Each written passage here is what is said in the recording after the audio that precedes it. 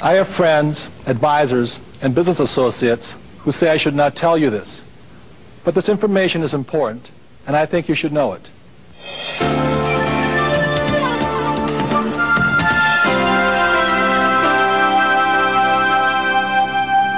My name is Robert Kiyosaki. I am fourth-generation Japanese American, born and raised in Hawaii. My mother was a registered nurse, and my father had a PhD in education. He was also the superintendent of education for the state of Hawaii. What broke my heart was that although my mother and father had a great marriage, the only time they ever fought was about a subject called money. In 1970, at the age of 50, my dad was downsized. He never recovered from it. I swore my life would be different. So in school today, we're focused on a thing called SAT, or Scholastic Aptitude Testing. We want to find out how good you are at reading, writing, and arithmetic. Very important skills. And depending on how well you do with SAT, the next thing they focus on is professional aptitude testing, whether you should be a doctor, a lawyer, fire chief, secretary, or whatever. It's your professional training. But what school fails to focus on or train people on is a thing what I call financial intelligence. We never discuss the subject of money in schools. So what do I mean by financial intelligence? Well, if we gave $10,000 to 100 people, 80 of them, or 80%, would have nothing left at the end of a year. 16% with the same $10,000 might have $10,050, what you would get by putting it in a bank. And 4%, given that same $10,000, would have anywhere from $20,000 to $1 million or more. And that's what I mean by financial intelligence. So when we go to school, we learn to read these things, but we never learn to read these, financial statements or annual reports. We never learn financial literacy in school. I founded a company called Prime Cable in 1979 with two other people. Today that company, if it were sold, would sell for about $1,600,000,000. I'm a graduate of the University of Texas. I got an MBA in finance. For the last 8 or 10 years I've been a turnaround specialist. So companies will call me and ask me to help them fix their problems. One of the unfortunate things about being a turnaround specialist is that sometimes there's some fat in the organization that has to get eliminated, and so in the last 3 years I have fired probably well over 200 people. Most people that I know haven't bothered or figured out a way to go learn the rules so that they will spend the time and understand how to go make money with money. And that's what cash flow is about. It's learning the rules of the game on how to make money with money.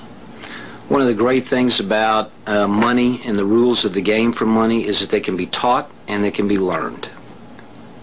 One of the things that is very important to me is that my children especially understand the rules of the game of money so that they will never be one of the unfortunate statistics who gets fired in a corporate downsizing by somebody just like me. When I studied accounting in school, it was possibly the single most boring subject I ever studied. So I had to create a system that was easy enough for me to understand. So these are the basic forms necessary for financial intelligence. One is called an income statement because it has an income and expense, also called a profit and loss statement. There is also a balance sheet, and the balance sheet has assets and liabilities. And these are the very basics for financial literacy or financial intelligence. I soon realized the main cause of financial struggle was due to confusion between the definitions of an asset and a liability. I looked in the dictionary at the definitions of assets or liability, and I got very confused by the dictionary's definition, so I made up my own. My definition of an asset is something that puts money in my pocket, and my definition of a liability is something that takes money out of my pocket. So what caused my mom and dad to struggle financially is my dad, because his banker and his accountant and his real estate agent told him a house is an asset, by this definition, it's actually a liability. He also counted his car as an asset. Yet by this definition, his car was not an asset, it was really a liability. And if these definitions are still too confusing, I simplify it even further. The new definitions are, if I stop working, assets will feed me, and a liability will eat me. And I hope that's simple enough. So the most important thing about being financially literate, or the ability to read numbers, is understanding a thing called cash flow. I can tell the difference between a poor person and a middle-class person by simply looking at their income statements and balance sheets and figuring out which direction the cash is flowing. So I will show you the cash flow pattern of a poor person. Generally, a poor person, all they have is a job. The income comes in from the job, goes down, they pay their rent, clothing, a little food, and goes out the expense column. And this is the cash flow pattern of a poor person. The cash flow pattern of a classic middle-class person is a little bit different. Income comes in this way, but with a middle class, they probably have a mortgage, they probably have car payments, they probably have credit card payments. It comes up again through the expense column and then out this way. So what you see here are the cash flow patterns of a poor person versus a middle class person. So the cash flow pattern of the rich is different. The cash flow pattern of the rich flows from the asset column into the income column. So while the poor and the middle class are focusing on income, what the rich are focusing on is the asset column. And the asset column is the great secret of the rich. So for those of us who weren't born rich and what we have is a job, every time money comes in, this is the point of choice. This is where you make the decision to be rich, poor, middle class. If when this dollar comes in and you take the dollar out this way, then it's your decision. If you go and buy yourself a new t-shirt, cappuccino, a new lunch, then you're choosing to expense it right out. You're choosing to be a poor person. If instead, when you get a pay raise or more money, what you do is you go and buy a bigger house, a new car, or you take a vacation on your credit card, then what you are choosing to do then is to be a middle class person. And if you choose, instead, when the money comes in and you choose to put it in the asset column, then you make that decision to be rich, poor, middle class. By putting in the asset column, at this point, you're choosing to be a rich person. But the choice is up to you, nobody else. Earlier in this tape, you met Keith Cunningham. And Keith told me a story about when he was in graduate school for his MBA. A gentleman named Ray Kroc, who was the founder of McDonald's, came to speak to the class, the MBA class, and asked the class, he said, "Ladies and gentlemen, what business am I in?" And the whole class just cracked up. And they said, "Well, Ray, of course we know what business you're in.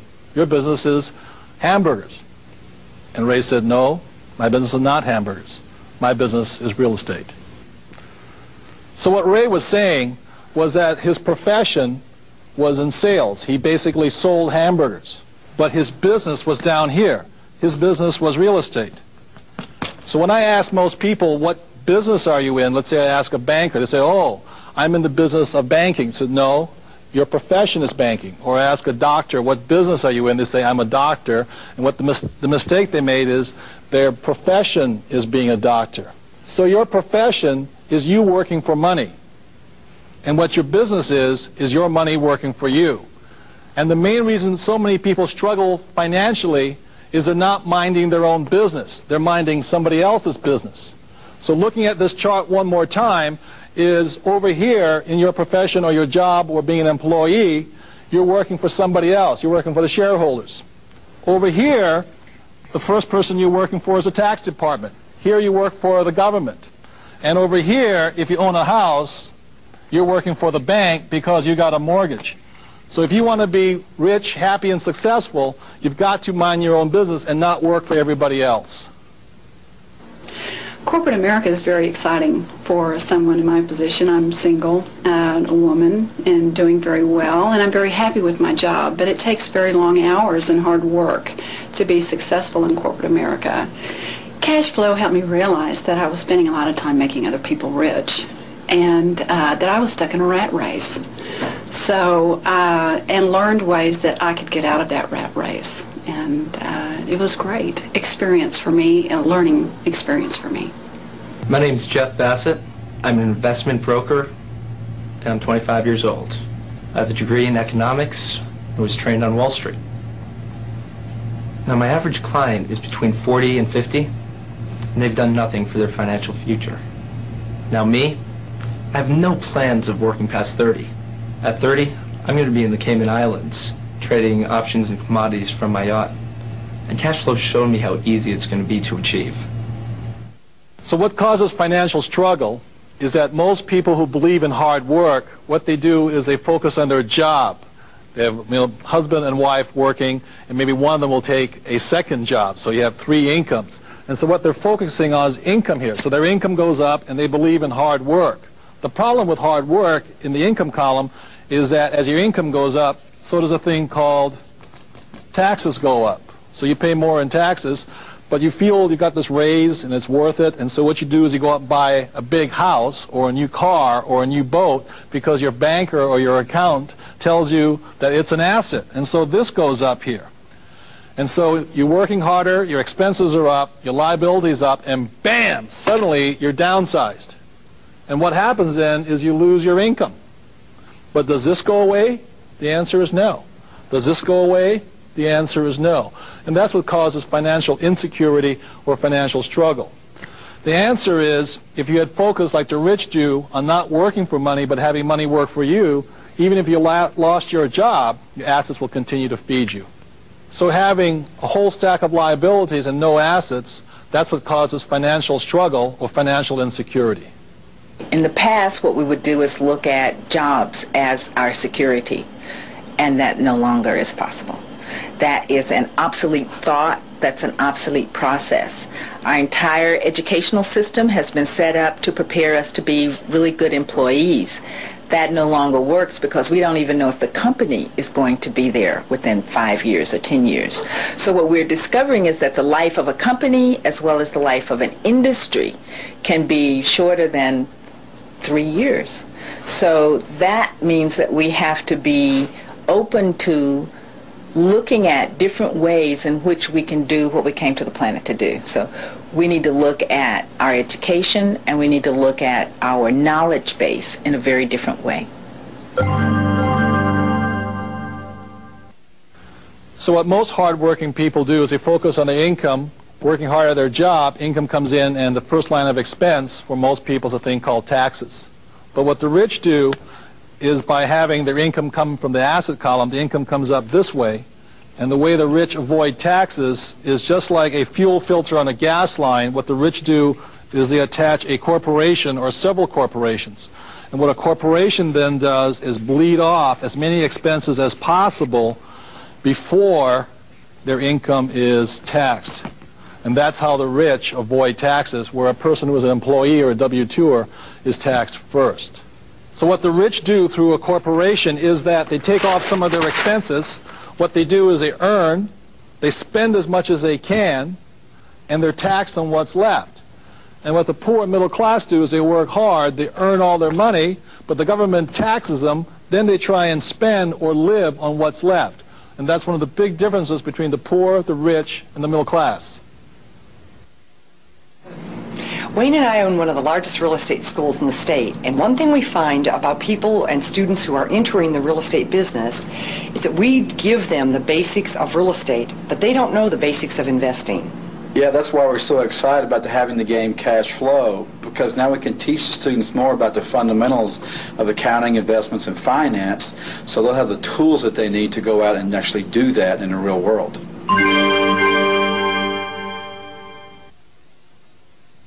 So one of the secrets of the rich is how they print money. One example is, let's say they buy a house in foreclosure through their attorney's office. They pay $30,000 for it. They mark it up to market value, which is, let's say, $60,000. So they sell it for $60,000, and what they have is in $30,000, which they take back in the form of a note or an IOU. So they've created now $30,000 in their asset column from this one transaction. Or another way of doing it is you take a piece of land, about 80 acres. I paid $100,000 for this whole chunk of land.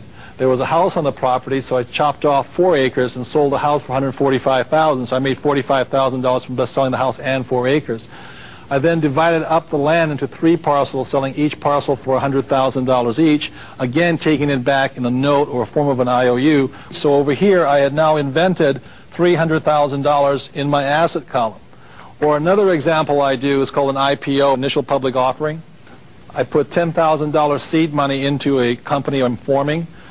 For 1 penny a share, $10,000 comes out to 1 million shares. The moment the company goes public, let's say goes up to $1, so 10,000 shares then goes to $1 million, which I don't have to pay taxes on until such time as I cash the money. So these are some examples of how the rich print money. And why the poor and the middle class have such a hard time is what they do is they go and work hard at their job, the money comes in here, and if they try and save something, it goes through a thing called their taxes, and it goes through taxes before it can come into this asset column called savings. So this is an example of why the poor and middle class have such a hard time saving any money. It's because the government takes a part of it before it gets into their asset column. We had the opportunity to play the game as a family, and it was really nice to have us all around the table having fun. It was also particularly interesting to see how the game reflected real life. I'm an attorney, once upon a time an engineer, but I was never really taught the basic financial principles that are illustrated by the game. I'm the accountant in the family. That's why he's never really had to learn the basic fundamentals of the game. And so my background, I'm a CPA, my background is accounting, so I understand the fundamentals as presented in the game. And what was particularly fun for me was I was able to help both Mike and my daughter Shelley understand the concepts that gave them problems. So it was fun because we were able to learn together. I'm a college student. In school you really don't learn much about money and financing, and I was surprised how much I really enjoyed this game. I learned a lot about investing money and financing, and I really enjoyed it. It was a lot of fun. So a couple of years ago I wrote a book called If You Want to Be Rich and Happy, Don't Go to School. It was an international bestseller. And many people think I'm anti-education. Nothing could be further from the truth. As I said, my profession is education. I'm a teacher. I love learning. And so I think scholastic aptitude, which you go to school for, is important, as well as professional aptitude, ability to be an attorney, a lawyer, a doctor, or a secretary. Very important skills. But also, in this world of great change, financial intelligence is excruciatingly important right now. This is the reason I created the game Cash Flow. But please remember, it's just the fundamentals, the beginning, the foundation. There's a lot more to learn. But always remember this also. No matter which way the economy goes, ultimately, whether you're poor, rich, or middle class, the choice is up to you. One of the foundations of learning is repetition. So please remember this. The more you play this game, the richer you will become.